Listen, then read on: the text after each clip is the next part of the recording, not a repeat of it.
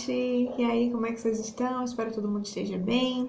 Vamos dar continuidade aí à nossa aula de literatura de hoje, trazendo aí o realismo, né? A sexta parte, ainda com Machado de Assis, né? Porque ele foi uma figura magnífica e tem muita coisa aí pra gente discutir, tá? Então, só recapitulando aí, né, a importância de Machado de Assis. Foi um dos escritores mais importantes, tá? E prestigiados da literatura do século XIX. Então, por isso que a gente está tanto mastigando aí as obras em Machado de Assis, tá? Ele escreveu aí desde poesias, de contos, romances, tá? E foi também jornalista, teatrólogo, crítico literário, crítico do teatro, tá? Então, Machado deixou aí um incalculável legado para a literatura brasileira. E sendo assim, a aula de hoje nós vamos analisar de forma mais aprofundada aí duas obras ficcionais, tá? Do escritor. Uma de cunho bem romântico, tá? Contida na sua primeira fase literária, e a outra de cunho mais realista, naturalista, tá? Que avalia aí a dualidade entre a racionalidade e a loucura, tá? Este, por sinal, constrói bases bem necessárias para a próxima escola que a gente vai estudar, tá certo? Que vai ser o naturalismo. Então, só para vocês entenderem um pouquinho do resumo da obra, eu vou estar aqui lendo alguns trechos para vocês da obra, tá? Do livro em si, vocês vão acompanhando aí no vídeo essa leitura. A gente vai lendo e comentando, tá certo? Mas só um resumo aí, né, que essa obra ela foi publicada em 1877, perdão. O romance Helena foi escrito pelo maior ficcionista da literatura brasileira, Machado de Assis, né? Ela pertence aí à primeira fase da carreira do autor, tá? Considerada como uma fase romântica. A gente viu que Machado de Assis ele transita aí da fase do romantismo para o naturalismo e realismo, tá? Essa obra foi dividida aí em 28 capítulos, é um romance urbano que faz duas críticas à sociedade, tá? Do século XIX. Foi originalmente publicado aí em formato de folhetim no jornal O Globo, entre agosto de 1876, tá? Então, a gente vai iniciar aí o resumo e a análise da obra, tá? Vocês vão acompanhando, porque eu vou estar lendo alguns trechos. E vamos discutindo, tá? Então vamos lá. A história, gente, é contada por Machado de Assis, tá? Ele tem como cenário o tradicional bairro do Andaraí, localizado no Rio de Janeiro. Lembre-se que a gente está falando de um romance urbano, tá? Narrado aí em terceira pessoa por um narrador onisciente, tá? O romance machadiano é ambientado aí durante o século XIX e narra aí surpresas e desgraças de um amor proibido, tá? O capítulo 1 se inicia com a grande morte do conselheiro Vale, um homem rico, viúvo, de 54 anos, que falece naturalmente. Então, o trecho aí diz o seguinte, ó. O conselheiro Vale morreu às 7 horas da noite de 25 de abril de 1859. Morreu de apoplexia fulminante, pouco depois de cochilar a sexta, segundo costumava dizer, e quando se preparava para ir jogar a usual partida de voltarete. Então, aqui a gente observa o quê? Que o senhor que abandona a história já na primeira página do livro, por sua morte instantânea, deixa apenas um único filho, tá? Doutor Estácio, e uma irmã solteira, de cerca de 50 e poucos anos, chamada de Dona Úrsula, que dirigia aí a casa desde o falecimento da cunhada, tá? Então, ela seria aí a única pessoa que estaria com o filho, né, do senhor que veio a morrer. Então, trata-se aí de um sujeito muito popular na região. O conselheiro ocupava o elevado lugar na cidade e vinha de uma família tradicional. O seu velório aí reunia um público composto de mais de diversas classes sociais. Foram cerca de 200 pessoas a acenar um último adeus ao falecido.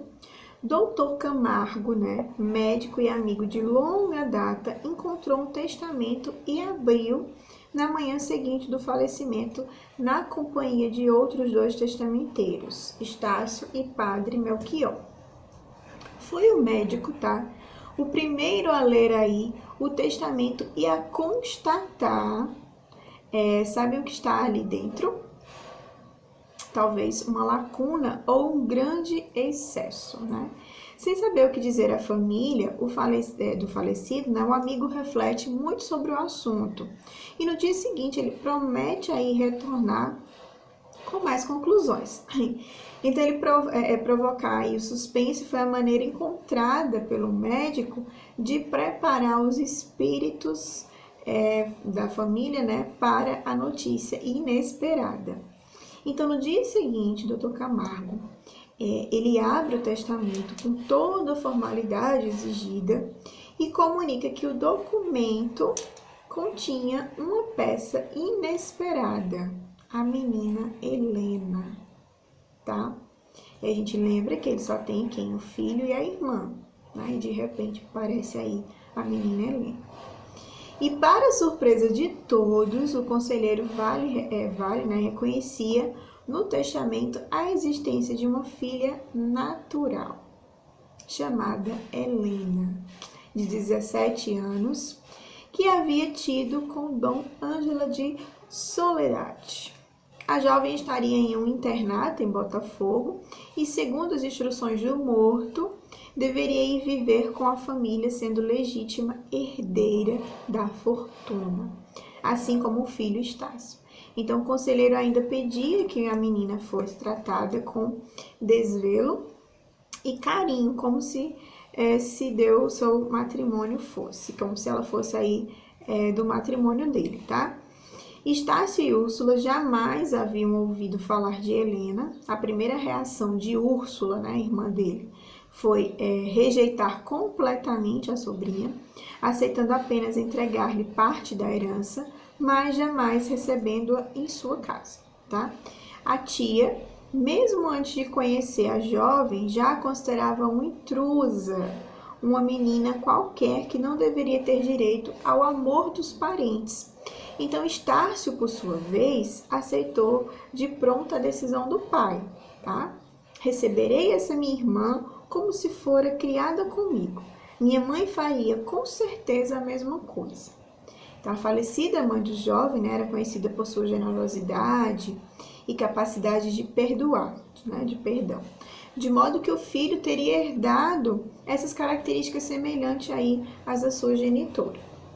Então, o filho demonstra a mesma disposição aí ao dizer ao amigo do pai, durante aí a abertura do testamento, que essa menina, né, deve achar nesta casa afeto de família, tá?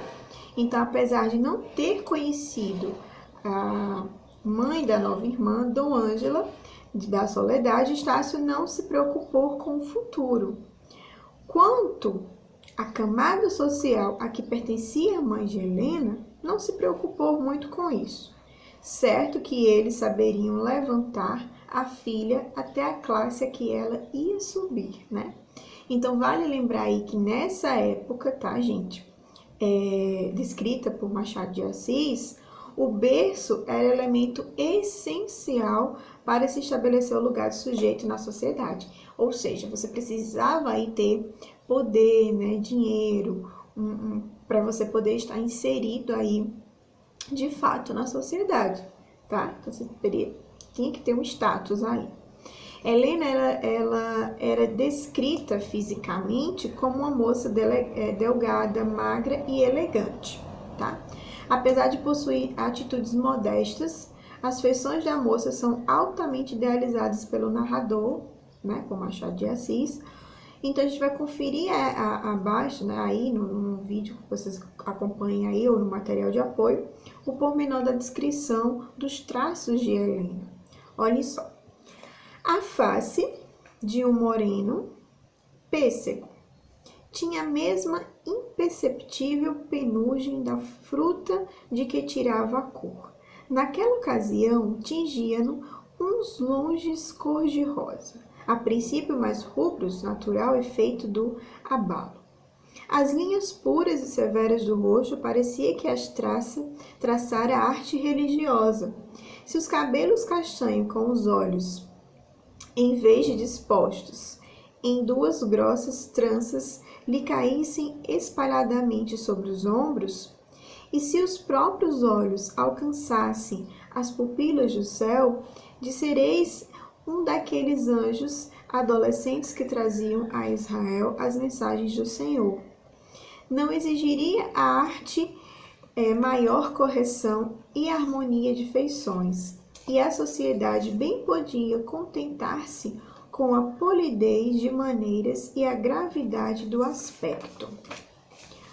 Uma só coisa pareceu menos aprazível ao irmão.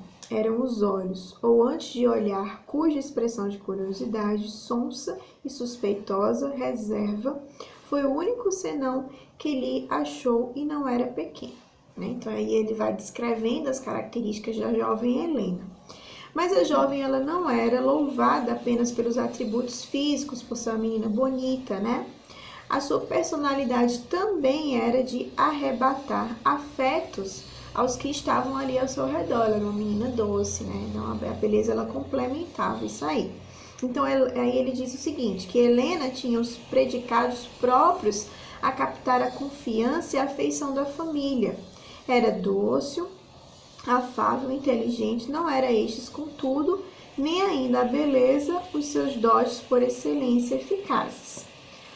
O que a tornava superior e lhe dava probabilidade de triunfo era a arte de acomodar-se às circunstâncias do momento e a toda a caixa de espíritos arte precioso, que faz hábeis os homens e estimáveis as mulheres. Então ele vai trazendo todas as características perfeitas de Helena, né?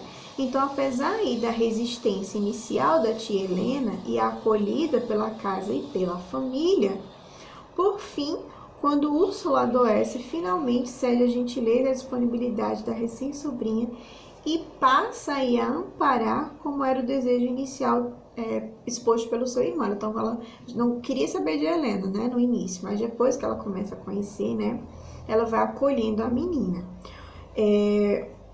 Em meio a esse turbilhão de acontecimentos, Estácio, noivo com Eugênia, a filha de Dom Camargo, unindo desse modo as duas famílias de grandes amigos. No entanto, a verdade é que o rapaz passa cada vez mais tempo com a irmã, né, com Helena, e se desencanta com a respectiva prometida, que não apresenta os mesmos atributos físicos e psicológicos da parente recém-descoberta. Então, ele gosta tanto dessa irmã, se apaixona tanto por ela, né, pelos atributos físicos e pessoais, né, que ele acaba desprezando, esquecendo a noiva lá dele. Então, Medonça, por sua vez, um amigo de longa data de Estácio, ao conhecer a nova irmã do rapaz, Helena, encanta-se perdidamente. O sujeito pede a mão da moça em casamento, mas, enciumado, Estácio não permite que a relação se desenvolva. Então, Estácio, ele ama tanto essa irmã, ele é tão louco por ela que ele não permite que o amigo tenha a mão dela, tá? Então, ele fica muito enciumado. Então, a verdade é que, aos poucos, Estácio começa a criar sentimentos por Helena. A angústia cresce, né? Porque o afeto parece ir além de uma simples admiração proporcionada pela amizade. E o jovem teme se apaixonar aí pela própria irmã. Então, o autor, desse modo, encena um amor socialmente proibido. Como que o irmão se apaixona aí pela irmã, apaixonar sem a questão da relação da amizade, né? Mas sim com outros interesses. Então, por fim, Estácio vai descobrir que Helena, na verdade, era filha de criação do conselheiro Vale. Por isso, os dois não eram, na verdade, irmãos de sangue. Olha que história, né? Então, a princípio, ele vai gostando dessa irmã, né? Se apaixona pelas feições físicas e psicológicas dela. E tem ciúmes dessa irmã e tal, e depois ele vai e descobre que está gostando além do amor de irmão, né? Ele está gostando dela como mulher, mas que isso não pode acontecer. E depois ele é surpreendido porque ele descobre que Helena não é irmã dele de fato, ela é irmã de criação, de afeto. Então abre brecha aí, né, para esse relacionamento dar certo. Então o conselheiro criou a menina desde pequena, com Dom Ângela. O afeto e o senso de obrigação teriam surgido apenas no convívio, tá? Uma vez que Vale não era pai biológico da garota.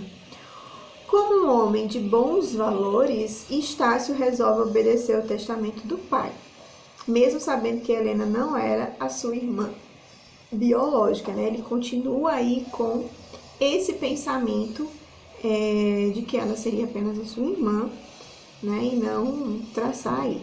Com a notícia bombástica, finalmente o amor romântico entre Estácio e Helena poderiam se concretizar, tá? No entanto, o final não promete ser feliz para o jovem casal. Helena adoece subitamente e morre, deixando Estácio desesperado, né? Então o romance aí se encerra com um final trágico, tá? Exibindo aí o lamento desesperado do rapaz, quando ele diz o seguinte: perdi tudo, padre mestre, gemeu Estácio, né? Então, Machado traz um final bem triste, né? Bem fora daquilo que a gente imagina que seria o final feliz para a história, mas ele corta aí com a morte de Helena e o desespero de Estácio. Então a gente tem aí os principais personagens, tá? Da história, que vai ser o conselheiro Vale, que era um viúvo, pai de Estácio e irmão de Úrsula. O conselheiro do Vale falece de morte natural, aos 54 anos, e deixam com um controverso testamento, né, como a gente discutiu aqui, até então desconhecido, disposto de parte da sua herança para sua filha bastarda, Helena. E a decisão do morto tem impactos aí imediatos, radicais, no filho Estácio e na irmã Úrsula. A gente tem a personagem de Helena, que é a protagonista da história, né? Supostamente filha do conselheiro Vale, com Dom Ângelo de Soledade. A menina, 16 anos, estudava em um colégio em Botafogo quando a vida dela mudou completamente, né? Graças ao testamento deixado pelo conselheiro. Helena tinha direito a receber não só parte da herança, como também deveria ser abrigada junto com a família do pai, tá? E Estácio aí é o filho legítimo do conselheiro do Vale, Dom Estácio, tinha 27 anos, era formado em matemática. Apesar dos esforços do pai, ele nunca entrou para a política, nem sequer era diplomata. Assim que recebe a notícia da existência, né, de Helena, ele acolhe imediatamente a irmã e a ideia de que teria uma irmã, né, e tal, ele gosta da ideia. Dom Ângela de Soledade é a mãe de Helena, que se relaciona com o conselheiro do Vale durante anos aí. Úrsula, que é irmã do conselheiro, né, Úrsula tinha aí 50 e poucos anos e vivia com o irmão e com o sobrinho, desde que a cunhada dela faleceu, né, a esposa aí do conselheiro. Sua função era aí de gerir a casa, né? Quando recebe a notícia de que tinha uma sobrinha inesperada e rejeita veementemente, né? De cara ela não quer saber da menina. Dom Camargo, que era um grande amigo e conselheiro aí, conselheiro Vale, tinha a mesma idade do amigo, 54 anos, era de total confiança da família, com quem mantinha relações estreitas e antigas, tá? E entrou aí, encontrou o testamento do falecido, que deixava claras suas intenções, né? Era descrito como um pouco simpático. À primeira vista, fisicamente tinha as feições duras e frias. Dom Tomásia vivia no Rio Comprido com o marido e Dom Camargo e com a filha única do casal, Eugênia. Eugênia, filha única do Camargo, tá? Com Dona Tomásia, era considerada a flor dos olhos do casal. Fica noiva de Estácio. Mendonça, né, que é amigo de Estácio, pede a mão de Helena em casamento, mas não tem o pedido acolhido. O padre Melchior, que é um antigo amigo da família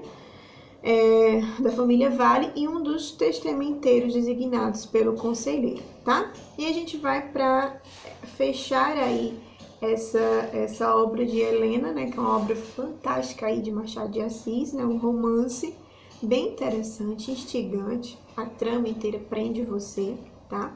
Então esse é um romance aí de Machado de Assis. Aí agora a gente vai para outra parte mais realista, mais naturalista, tá?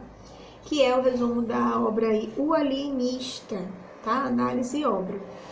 Eu vou estar analisando e lendo alguns trechos e vocês vão acompanhando aí no vídeo, tá? Olha só, O Alienista é uma obra-prima do escritor Machado de Assis, tá? Ele é publicado aí em 1882, dividido em 13 capítulos e podemos dizer que é um clássico debate da tênue fronteira entre a racionalidade e a loucura, tá? E abre caminho aí para a escola realista naturalista, que a gente vai estar estudando nas aulas seguintes, tá? E aí o resumo e análise da obra a gente vai ver agora. A história se passa na vila de Itaguaí e tem como protagonista o grande médico Dr. Simão Bacamarte, tá? O narrador descreve o doutor como o maior médico do Brasil e de Portugal, das Espanhas, formado em Coimbra. Dom Bacamarte retorna ao Brasil aos 34 anos de idade. 6 anos mais tarde, ele casa-se com a viúva Evarista da Costa e Mascarenhas, tá? Não se percebe aí inicialmente o porquê da escolha do médico, uma vez que a senhora Mascarenhas, né, não era bonita e nem muito menos simpática. Então, Dr. Bacamarte, rigoroso, né, na sua ciência, justificava a decisão. Olha o que ele disse. Dom Evarista reunia condições fisiológicas e anatômicas de primeira ordem, digeria com facilidade, dormia regularmente, tinha um bom pulso e excelente vista.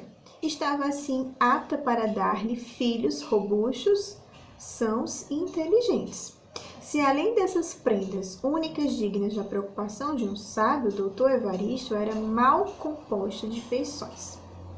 Longe de lastimá-lo, agradecia a Deus por quanto não corria o risco de preterir os interesses da ciência na contemplação exclusiva, miúda e vulgar do consorte.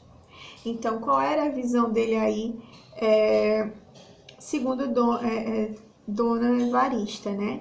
De que ela era uma senhora que não era bonita e nem simpática, mas ela tinha as características fisiológicas e anatômicas para ter filhos saudáveis e inteligentes. Então, a preocupação dele era só de procriar, né? Então, ele achou nela uma genitora perfeita, né? Então, o casal, no entanto, não teve nenhum filho. O médico passou aí a dedicar todo o seu tempo ao estudo da medicina, mais especificamente à mente humana, tá? Logo, o doutor Bacamarte pede autorização à Câmara para construir uma espécie de hospício, porque os loucos de até então ficavam aí transtornados com as suas próprias casas. E aí o projeto dele vai ser aprovado, né? E se inicia aí a construção da casa localizada na Rua Nova, com 50 janelas de cada lado. Um pátio e cubículos para doentes. O estabelecimento é batizado de Casa Verde em homenagem à cor das janelas, tá? Foram 7 dias de festa pública na ocasião da inauguração. A casa começou a receber doentes mentais e o médico a estudar casos de loucura, os graus, né? As particularidades e os tratamentos.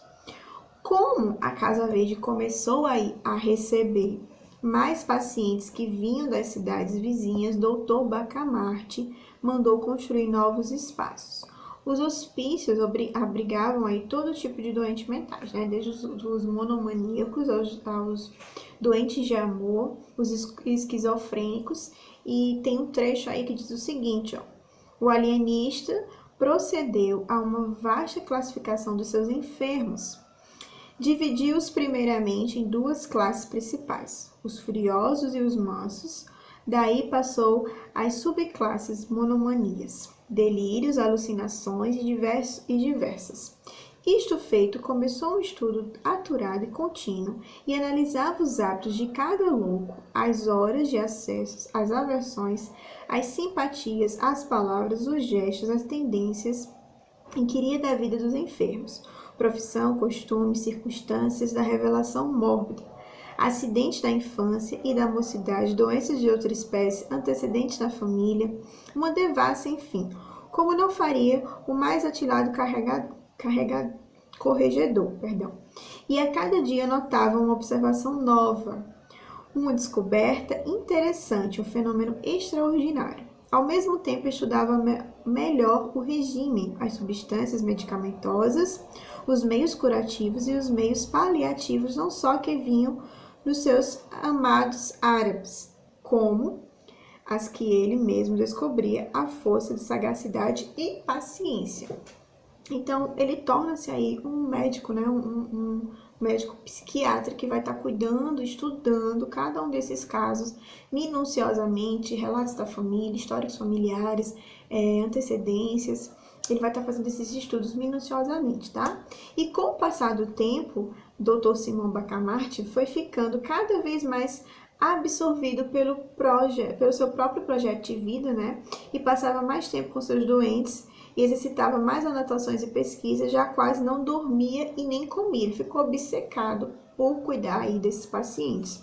O primeiro doente a ser internado que surpreendeu a população de Itaguaí foi Costa, um herdeiro de renome, que depois foi a prima de Costa, o Mateus Albardeiro, o Martim Brito, José Borges de Couto Leve, Chico das Cambreias, o escrivão Fabrício.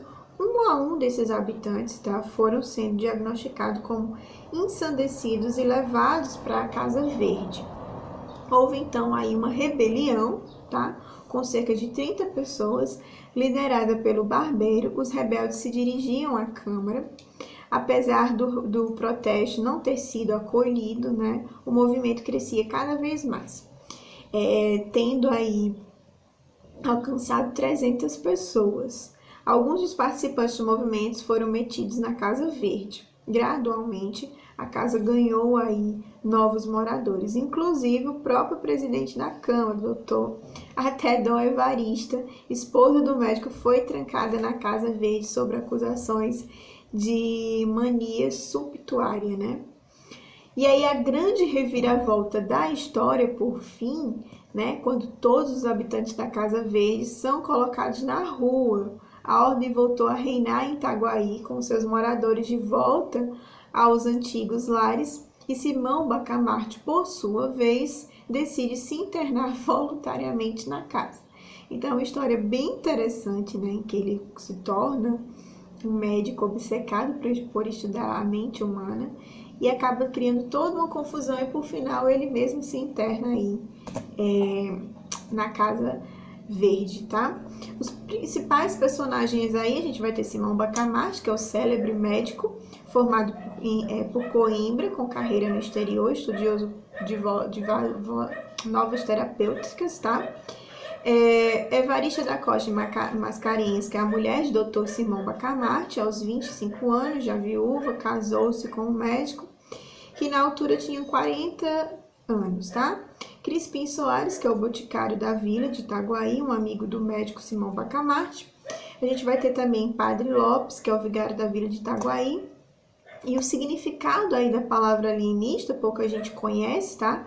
Mas o termo alienista é um sinônimo da psiquiatria, né? Os alienistas são aqueles que se especializam no estudo do diagnóstico de tratamento de doenças mentais, tá? Então, toda vez que você vê aí alienista, tá? É um termo da psiquiatria. E a história de Machado de Assis, que também virou filme, tá? O filme Asilo Muito Louco, realizado por Nelson Pereira dos Santos em 1970, foi inspirado no clássico de Machado de Assis, que fala justamente sobre essa trama, né? Então, o filme ele se passa em Paraty e chegou a ser incluído na seleção brasileira do Festival de Cannes de 1970, tá? Das páginas do livro para a TV, a gente tem uma adaptação de O Alienista, chamada O Alienista e as Aventuras de Bernabé. A minissérie produzida aí pela Rede Globo foi ao ar em 1993 e quem dirigiu foi Guel Arraes, né? E o elenco foi composto por Marcos Nanini, Castro, Antônio Calone, Marisa Hort e Júlia Gá, tá? Então, foi uma obra que foi para televisão. Então, espero que vocês tenham gostado. As dúvidas eu estou aqui para ajudar todos vocês, tá? Respondam a atividade e mandem até o finalzinho da aula. Espero que tenham gostado e até a próxima aula. Tchau, tchau!